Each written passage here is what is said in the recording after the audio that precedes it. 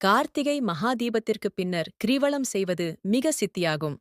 இந்த நாளில் கிரிவலம் செய்வதால் 100 புண்ணிய கிரியைகள் செய்த பலன் கிடைக்கும்.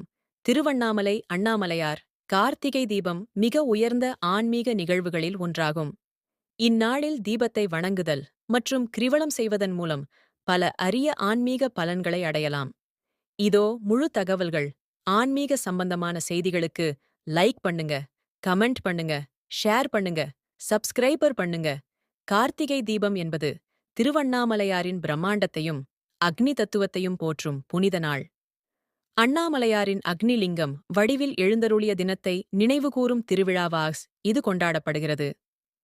தீபத்தை ஏற்றுவது திருவண்ணாமலை மலையின் சிகரத்தில் மகா தீபத்தை ஏற்றுவது பரமனை அக்னி வடிவில் வழிபடுவதை குறிக்கிறது. தீபம் எத்தனை நாள் எரியும்? மகா தீபம் மலையின் சிகரத்தில் கார்த்திகை தீபம் நாளில் மாலை 6 மணி